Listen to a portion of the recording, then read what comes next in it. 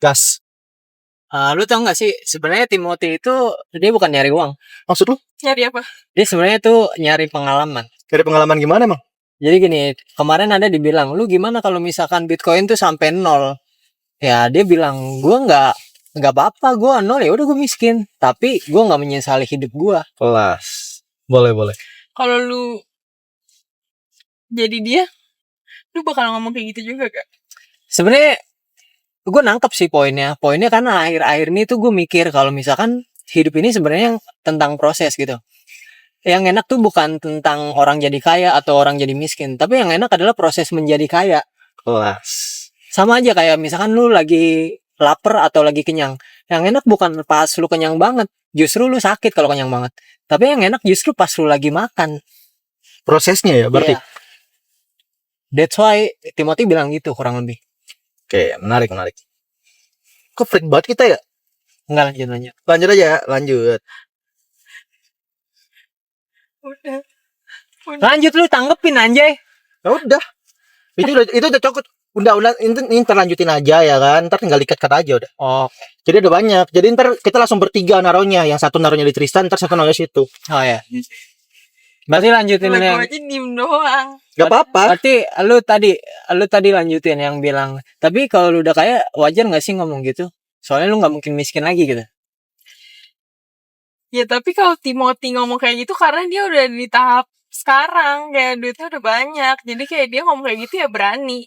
Coba kalau misalnya dia belum di tahap ini terus dia ngomong kalau Bitcoin 0 gak apa-apa gak ya, pasti gak apa-apa lah, pasti apa-apa. Emang orang ada yang gak mau kaya? Kalau misalnya lu deh, kalau misalnya Bitcoin 0 gak apa-apa gak? Gak apa-apa kalau dia mah. Kan dia juga gak ditaruh Bitcoin ya. Ya gak apa-apa, gue gak nge-hold. Gak nge-hold. Bukan, maksudnya kan dia... Kan kriptonya hancur. Oh iya. Ya sih, itu jadi Enggak, maksudnya kayak ya udah kita analogiin. Oh gitu ya. Analogi ini lah analogi bukan ya. Bitcoin yang 0 tapi duit lu lah 0. Okay. Contohnya kayak gitu sama kan. Ya gak mungkin sih kalau dibilang gak apa-apa ya. Sebenarnya stres. Terus pasti ya. Habis stres ngapain? Stres ya kalau misalkan banyak orang yang ngalamin ya pasti ada kepikiran bunuh diri gak sih? Tapi ini disensor berarti kan nanti. Aman aja aman. Bunuh diri, bunuh diri lah. Kalau lu kayaknya 1 T terus tiba-tiba lu 0. Kalau gue pribadi ya. Itu namanya lu gak percaya proses. Kalau gue pribadi ya. Nih kalau gue pribadi. Ya kalau gue Iya percaya proses. Kalau gue sih enggak, tapi nggak tahu kalau orang lain mungkin bisa gila. Kalau gue pribadi ya. Kan udah sedikit tabungan lah ya, tabungan kecil-kecil lah. Nah kalau gue secara pribadi sih kalau misalnya duitnya balik lagi ke 0 ibaratnya ya. Gue secara pribadi sih kayak ya udah it's a game gitu. Karena gue cukup pede sama skill set gue gitu. Oh, iya sih benar-benar. Gue cukup pede sama skill set gue ya bisa ngebangun lagi. Bisa ngebangun lagi, uang bisa dicari. Mungkin tapi skill set mesti dibangun. Mungkin Timothy ngomong kayak gitu karena dia punya skill set. Nah itu berarti yang penting bangun skill setnya dulu, Cok. Bener, jadi lu pergi ke negara manapun, misal mata uang nggak berlaku nih, tapi skill lu tetap berlaku. Nah itu bener. Yang penting kan skill setnya sebenarnya. Nih contoh nih ya, contoh. Misalnya nih, siapapun lah kalau misalnya orang itu udah pernah jadi kaya, berarti kan dia udah punya skill setnya nih. Dia udah tahu cara memiliki duit itu gimana, cara mendapatkan duit itu seperti apa, cara mendapatkan duit, cara mengolah duit, terus cara melipat gandain duit itu dia udah tahu caranya. Dia dilempar nih tiba-tiba hilang kan, semuanya tuh hilang, terus dia dilempar ke hutan gitu ibaratnya, hutan di India juga, terus habis itu dia belajar bahasa sana juga, bisa juga jadi kaya lagi. Iya benar. Karena dia udah punya skillnya sebenarnya. Berarti yang penting itu sebenarnya bukan uangnya, tapi skillnya. Tapi gue penasaran. Emang Timothy punya skill? Kelas pak. Skill set kalau ditanya Timothy punya skill atau kagak ya, skill jualannya dia itu top 1 di Indonesia. Iya dia skill bikin sekte. Skill PAC. Oh ya. Tahu nggak kenapa skill setnya dia tuh bagus banget gitu di masalah jualan. Sebenarnya kalau apa yang gue pelajarin juga ya, kalau misalnya bicara tentang jualan, inti atau puncak dari jualan itu sebenarnya bukan kita cuman kayak jualan kayak digital marketing gitu doang, enggak. Puncak dari jualan itu apa? Ada komunitas di mana orang kalau misalnya udah percaya sama kita, mereka tuh bakal repeat terus jualan, beli sama kita gitu. Produk apapun yang kita bikin, mereka bakal tetap beli juga. Iya benar. Karena udah ada komunitasnya, karena udah ada orang yang percaya sama itu, sama si manusia itu, dan ya bakal terus recurring jadinya in the end. Ya, tapi gue jadi keinget sih sebenarnya kalau misalkan Timothy dia bilang gue beruntung lahir di Indonesia karena saingannya tuh dikit gitu ya Iya, kan. bego semua sih. Ya, saingannya tuh dikit. Kalau misalkan gue di Cina ya pasti bakal lebih susah gitu saingannya. Iya, betul. Nah, dia itu salah satu orang ya yang bisa manfaatin dalam keadaan saingannya dikit gitu, terutama di Indonesia. Nah, permasalahannya adalah emang menurut gue bagi Timothy Indonesia itu warga 62 itu makanan empuk sih. Iya. Kayak marketing McLaren lu warna apa bos itu pasti langsung naik Berhasil, gitu. Cok. pada Gila. FOMO orang Iya, Indo benar. tuh pada FOMO. Iya, pada FOMO. Terus salah satu menurut gua yang emang sebenarnya ini banyak banget di luar negeri, tapi yang baru nerapin di Indo cuman dia apa? Ya marketing tentang uang itu. Gimana dia memarketingkan punya mobil ini, punya uang segini, punya banyak segini. Jadi orang tuh kayak gue percaya dia karena dia banyak uang gitu. Nah, iya. Kalau lu mau kaya ya dengerin orang kaya. Padahal justru itu emang marketing gitu. Dan Indonesia menjadi sasaran yang empuk banget buat kayak gitu nih. Itu gamenya. Iya. Itu Apa- game. Game of attention sebenarnya. Iya. Nah. Marketing itu game of attention. Sebenarnya dia kedua deh. Gue baru inget nomor satunya di Indo pertama kali itu siapa? Siapa? Binomo.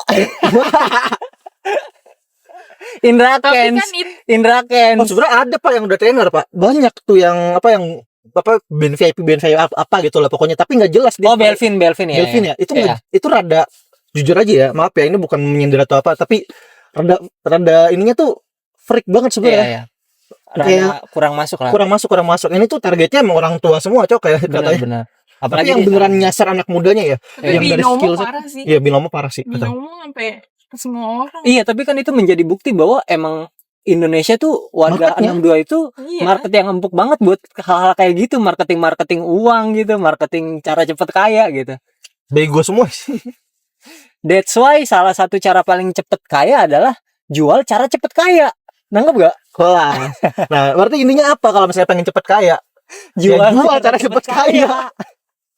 Tapi Iya, bener. masalahnya lu tahu nggak cara jual biar cepet kaya gimana? Tahu nggak caranya gimana? Nih, biasanya tuh kayak gini. Gamenya tuh ini sebenarnya kan mirip banget ya. Game kayak piramida lah sebenarnya. Contohnya gini. Gue bikin cara biar cepet kaya. Tapi sebelum gue bisa bikin gimana cara biar cepet kaya, gue belajar dulu dari orang supaya gimana cara cepet kaya. Bener. Apa yang gue terus apa yang gue pelajarin, gue bikin bukunya lagi. Terus gue jual ke orang. Nah, Oh ya. ubur-ubur ikan lele. Udah investasi Bitcoin belum, Le? Ah, Kelas thrift bos. Bener Nggak- sih. nggak guna tahu pasang pajangan kayak gini ya. Oh enggak, itu branding, Pak. Kuat itu. Itu namanya brand exposure. Iya, tapi kalau lu lihat gitu 5 tahun aja lu jadinya tahu Bitcoin tuh di otak lu apa. Thrift. Iya, sama kayak iklan-iklan Ini dulu loh. aja gak sih? Ini yang dikit. Kayak Tunjukin coin X-nya. kayak iklan-iklan dulu aja nggak sih? Kayak misalnya lu nonton Oh iya. Aqua, teng itu kan pasti lu keinget sampai lu Iya, gede gitu. sampai Tapi sekarang kayak pun. di jalanan Oh iya sih. Ya, Iya. tapi thrift keren sih sebenarnya sih. mahal gila pasang kayak Iya, gitu. benar mahal. Gini loh. Tahu nggak game dari Coca-Cola? Kalau misalnya kita lihat ya, sering banget kan Coca-Cola itu muncul di kayak apa sih sebutannya nih? Billboard. Billboard kayak gini kan sering ya. Coca-Cola, terus apa lagi ya yang sering ya? McD dan segala macamnya lah. Nah, McD ya dong. McD brand sering. mobil sih yang Iya, mobil juga. Nah, kenapa bisa kayak gitu? Itu kan marketingnya nggak efektif. Kelihatannya kan kayak nggak efektif ya. Tapi mereka tuh ngeliatnya jangka panjang, Cok. Benar. Yang mereka ngeliat itu bukan kayak ini balik modalnya kapan? Ini balik modalnya nggak sekarang. Lama. Ini balik modalnya itu apa? Kalau misalnya udah dilihat berkali-kali, nanti itu bakal kebentuk persepsi. Mindset, iya. Iya, persepsi. Jadi kebentuk persepsi. Beli Bitcoin di thrift. Iya. Walaupun kita ya kayak gitu lah. Padahal Nggak apa-apa, ini nggak apa-apa, ini jadi bahan marketing juga, guys. Ini jadi ya knowledge kita lah bareng-bareng. Bener. Jadi kalau misalnya kalian mau buat brand tuh jangan misalkan ya gue udah promosi gini-gini hasilnya nggak ada ya. Gimana? Masa baru promosi terus langsung berharap hasilnya besok gitu kan? Sebenarnya itu mirip kayak gini loh. Jadi kalau misalnya di search engine ya, kalau misalnya itu kan ada SEO sama ada SEO sama SEM ya. Iya. Kalau misalnya SEM itu dia tuh cenderung langsung dapat duitnya. Tapi kalau bicara tentang SEO, itu duitnya nggak langsung dapat di awal. Untuk bisa dapat di awal dia perlu SEM. Itu pakai digital marketing sebenarnya. Tapi untuk bisa ngebangun trust dan segala macam itu perlu namanya SEO. Benar. Jadi ibaratnya gini, SEM kalau misalnya di duit tuh begini terus, dia naiknya gini. Tergantung dari cost kita, kapital kita gimana. Tapi kalau misalnya SEO, awalnya mungkin nol, tapi dia ningkatnya bisa jauh lebih tinggi daripada SEM nantinya.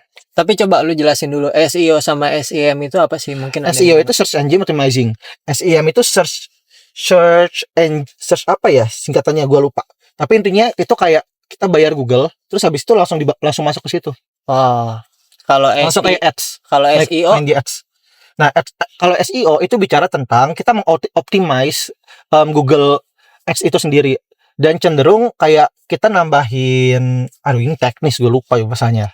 Nantilah. Itu udah potong aja nanti. tapi Lupa. kurang lebih sih ingat gue emang SEO tuh gimana kalau misalkan orang search lu keluar paling atas gitu. Oh iya, itu SEO. Itu organic marketing SEO. Tapi kalau misalnya berbayar baru itu SEM. Singkatannya apa ya SEM ya? Search engine apa gitu? Manual. Bukan. Gue lupa gitu. Udah lama nggak main SEO. Tapi menurut lu gimana? Gua ini deh penasaran. Marketing yang tadi Timothy terapin yang dimana Indonesia jadi makanan empuk adalah jualan cara cepat kaya. Ya. Itu hal yang legal or ilegal or buruk atau enggak gitu? Sebenarnya gini loh. Kalau menurut gue secara pribadi ya, game yang dia mainin itu bagus sebenarnya. Karena kenapa? Dari dia ngebawa kayak gitu, orang tuh jadi tertuju ke dia kan. Maksudnya kan. Semua termasuk gue pribadi Pak awalnya. Nah, tapi pas gue dalemin lagi, sebenarnya itu bukan masalah tentang dapet cepet duitnya. Tapi intinya apa? Ya kalau misalnya dari segi marketing ya, jadi terikat sebenarnya sama orang ini. Jadi terikat, jadi loyalis. Nah, game dari seorang influencer sebenarnya itu bukan menciptakan followers yang banyak. Oh enggak. Itu bukan game dari influencer. Game inti dari influencer itu apa? Menciptakan para loyalis baru. Loyalis itu apa? Itu yang bakal menyebarkan suara kita, meskipun kita nggak ngomongin, kita nggak suruh. Mereka bakal membela kita, meskipun kita nggak pengen dibela juga gitu. Iya. Itu loyalis. Dan cara dia menciptakan loyalis, berarti kan gini. Kalau misalnya di marketing tuh gini, ada awareness, habis itu ada engagement, habis itu ada conversion, baru masuk ke loyalis.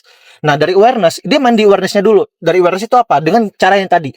Setelah dari awareness, kemudian tuh dia main di engagement. Engagement tuh cara main gamenya tuh dia kayak gimana? Ya, dia tuh ngebuat supaya orang-orang tuh terikat dengan konten yang sering. Jadi awareness tanpa engagement, terus habis itu dia conversion. Conversionnya tuh kemana? Ya, dari pengetahuan yang terus dikasih. Jadi karena ini terus menerus, dia juga rutin secara berulang-ulang, terciptalah loyalis. Nah, ingat, 1 juta followers belum tentu ada 100 orang loyalis, belum tentu. Tapi konten kreator yang berhubungan sama edukasional, meskipun dia cuma punya 10.000 followers, dia mungkin bisa aja punya 1.000 loyalis. Yang penting fokus di edukasi. Iya. Itu gamenya. Tapi serius, pertanyaan gue sebenarnya maksudnya misal gue mau coba nih kayak Timothy, jadi the next Timothy misal. Siap. Gue coba penetrasi marketnya dengan gue tuh gimana jualan misal cara cepat kaya. Padahal guanya belum kaya, ngerti gak? Iya, betul. Itu hal yang baik atau buruk atau gimana gitu? Coba dong, Ibu dong. Bu Trista ya kan? Gimana pendapat Anda dulu lah? Menurut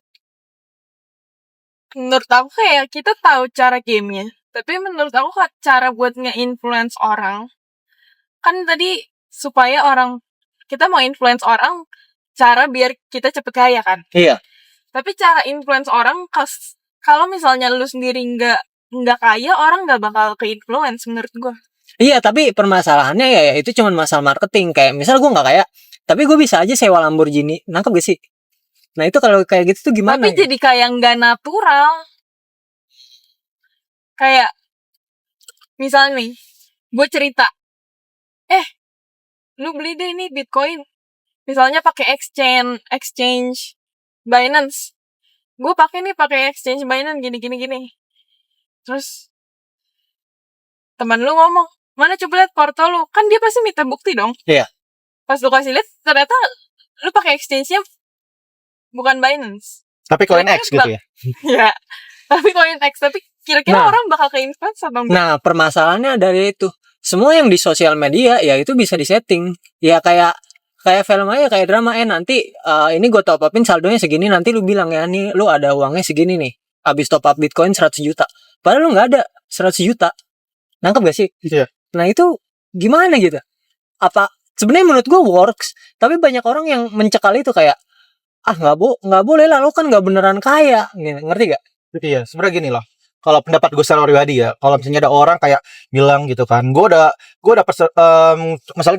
misalnya masalah tadi ya, kayak top up kayak gitulah, Iya. 100 juta, tapi sebenarnya dia juga nggak punya 100 juta itu sendiri. Hah. Bahkan lebih tepatnya lagi, dia bahkan minjem. Kalau Iya. misalnya dia pengen buktiin juga, dia minjem, terus habis itu dibalikin lagi istilahnya kan. Iya. Kalau enggak ya, misalnya dia beli handphone ya kan, terus habis itu seolah-olah dikasihnya banyak, padahal cuma itu doang orangnya. Iya. Diambil ya Iya kan. kan banyak yang begitu kayak gitu kan. Dan itu tuh kemakan sama Marketindo. Kalau menurut gue pribadi, Iya. kalau misalnya gamenya itu untuk sekedar kayak engagement doang, nyari engagement ya, itu sadis itu. Akan tetapi kalau misalnya gamenya Itu sadis gitu kalau ulang tadi. itu sadis itu. Tapi kalau misalnya gamenya itu bicara tentang education, tujuannya, ingat, balik lagi, semua itu bicara tentang tujuan. Kalau tujuan dari supaya orang nonton ini dia merasa teredukasi, tujuannya edukasi ya, bukan langsung conversion, itu aman menurut gue pribadi, nggak masalah. Asalkan ada edukasi yang dikasih, nggak cuman kayak memfomoin orang tuh justru ya itu adalah hal yang paling menjijikkan. Kalau misalnya nggak ada edukasinya, lu beli koin ini ya kan, edukasinya apa? Nggak ada, pokoknya lu beli koin ini terus habis itu orang kepincut buat beli. Kalau lu menjadi bukannya makin kayak miskin, lu jadi exit liquidity dia, Alek.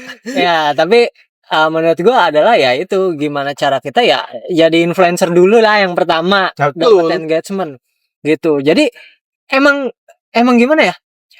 Dan gue beberapa kali pengen nyoba begitu, tapi ada orang yang bilang lah nggak boleh dong, lu kan nggak beneran, misalkan nggak boleh dong, lu kan nggak beneran ada Lamborghini, bakal ngapain lu konten sampai nyewa gitu. Dan permasalahannya adalah kemarin gue nemu orang konten gini, dia 3 pertanyaan bagi-bagi iPhone gitu, tapi di pertanyaan ketiga disusahin, jadi gak ada yang dapet. Ngerti gak? Nah itu kan salah satu hal yang kayak gitu, dan itu kepake. Maksud gue ya kita emang harus memanfaatkan kalau emang game gitu. Enggak, beda, Cok. Oh beda lah sama yang tadi lu omongin, lu influence orang cara cepet kaya biar banyak yang nonton, kan pasti orang banyak nonton nih. Orang-orang pengen cepet kaya, tapi lu nya nggak kaya. Ya beda sama kayak lu bagi-bagi iPhone. Tapi dia nggak bagi-bagi beneran. Ngerti gak sih lu? Jadi di pertanyaan ketiga tuh disusahin dan gak ada yang dapet pada akhirnya. Cuman buat dikontenin dan algoritmanya emang naik. Ya tapi kalau misalnya dia bikin video itu sekali terus tiba-tiba naik, ya mungkin next kontennya dia bakal bikin beneran gitu kan. Tapi kalau next kontennya enggak, permasalahan dia bikin berkali-kali dan begitu terus nggak bakal naik menurut gue. Naik kemarin gue cek naik. Nggak mungkin. Tapi kayak nggak bakal lama. Oh iya. Nggak bakal lama, itu kayak konten yang kemarin Pak, kayak konten prank itu mungkin cuma sekali 2 kali berhasil. Iya, nggak bakal lama, Cok. Soalnya kayak gue aja nih, kayak gue kan cewek suka pakai skincare gitu-gitu kan.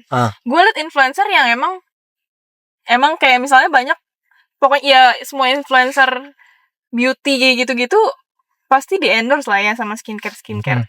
Gue tuh kayak milih-milih, kayak gue mau follow influencer yang beneran dia pakai, tapi yang beneran dia endorse tapi dia beneran pakai gitu. Ngerti gak sih? Iya, ngerti gue. Karena gue lihat hasilnya bagus dan dia pakai juga, jadi kayak gue percaya.